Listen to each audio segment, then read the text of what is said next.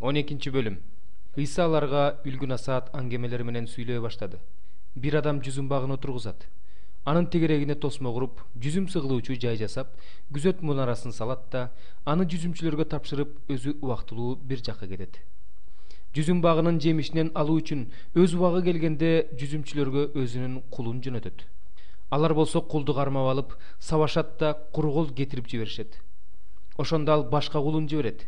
Жүзүмчүлөр анын башын таш менен жарып, кордоп кетирип жиберишет. Ошондо ал дагы бир кулун жөнөтөт. Жүзүмчүлөр аны өлтүрүп салышат. Ал дагы көптөгөн кулдарын жөнөтөт. Жүзүмчүлөр алардын кээ бирин сабап, кээ бирин өлтүрүп салышат. Акыры жүзүмдүк ээси уулумдан уялышар деп жүзүмчүлөргө өзүнүн сүйүктүү уулун жөнөтөт. Бирок жүзүмчүлөр бири-бирине бул мурасчы, жүргүлө аны өлтүрүп салабыз. Ошондо мурас биздики болот дешет да, аны кармап алып өлтүрүп, жүзүм багынын сыртына ыргытып жиберишет. Ал эми жүзүмдүк ээси эмне кылат? Ал келет да жүзүмчүлөрдү өлтүрүп, жүзүмдүктү башкаларга тапшырат.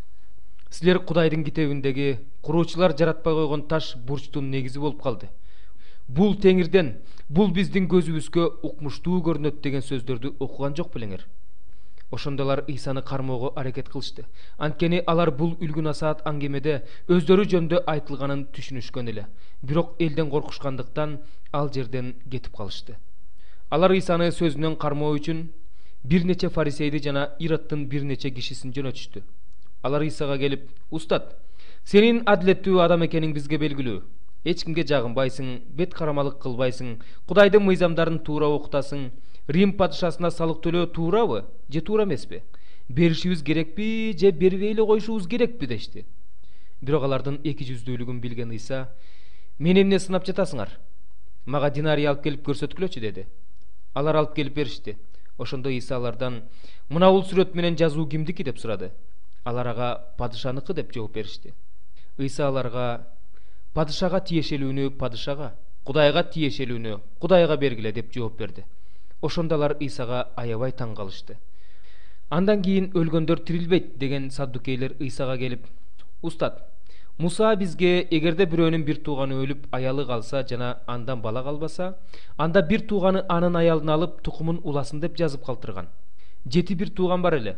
Биринчиси аял алып, артына тукум калтырбай көз жумду. Анан ал аялды экинчиси алды. Ал да дүйнөдөн баласыз өтүп кетти. Үчүнчүсү да ошондой болду. Ал аялды 7 тең алышты, бирок бала калтырышкан жок. Акырында аял да өлдү. Тирилүү күнү келгенде, өлгөндөр тирилгенден кийин ал аял булардын кимисинин аялы болот? Анткени аны 7 тең аялды калган" деп сурашты. Ошондо Ыйса аларга мындай деп жооп берди: "Силер ыйык жазууну жана Кудайдын күчүн билбегендиктен жаңылып жатасыңар. Өлгөндөр тирилгенден кийин аял алып күйөөгө тийүү деген болбойт. Алар асмандагы периштелердей болуп калышат. Өлгөндөрдүн тирилери жөнүндө айта турган болсок, Мусанын китебиндеги жалындаган бадал жөнүндө аңгемеде Кудайдын Мусага "Мен Ыбрайымдын, Ысхактын, Жакыптын Кудайымын" дегенин окуган жок белеңер. Кудай өлгөндөрдүн эмес, тирүүлөрдүн Кудайы. Демек силер өлгөндөр тирилбейт деп катуу жаңылып жатасыңар."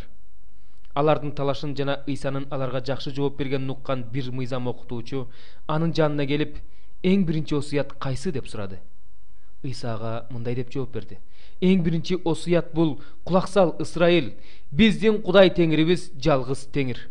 Кудай Теңириңди чын жүрөгүң менен, бүт жан дилиң менен, бүт түшүнүгүң жана бардык күч кубатың менен сүй." Биринчи осуят ушул.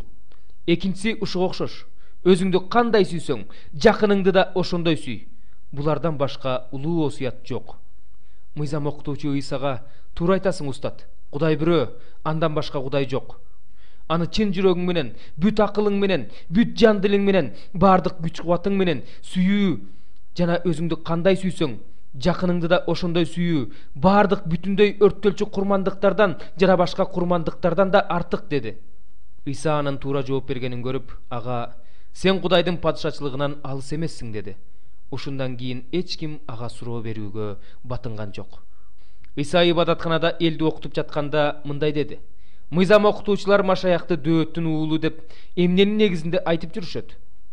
Анткени Дөөт өзү ыйык рухтун жетеги менен: Теңир менин Теңириме мындай деди: Мен сенин душмандарыңды бут алдыңа жыкканга чейин менин оң жагыма отур деген. Демек дөөт өзү Машаякты Теңирим деп атаган болсо, анан кантип ал дөөттүн уулу болсун? Ошондо көп эл аны берилүү менен укту. Анан Ыйса элди мындай деп окутту: узун кийим кийип жүрүүнү, элдик жыйындарда алик алууну, синагогада алдыңкы орундарда, тойлордо болсо төрдө отурууну жакшы көргөн мыйзам окутуучулардан сак болгула. Алар жесир аялдардын мал мүлкүн талаптанышат, элге көрүнүш үчүн узакка сыйынышат, алар оор жазага дуушар болушат. Ыйса курмандыктар салына турган кутунун маңдайында элдин акча салганын карап отурду. Көптөгөн бай адамдар көп акча салып жатышты. Бир жесир аял да келип, 2 лепта салды.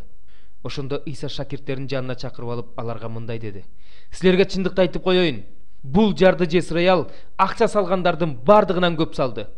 Анткени бардыгы өздөрүнөн артканды салышты. Ал эми бул аял жардылыгына карабастан колунда болгонун, тамакка деген акчасынын баарын салды.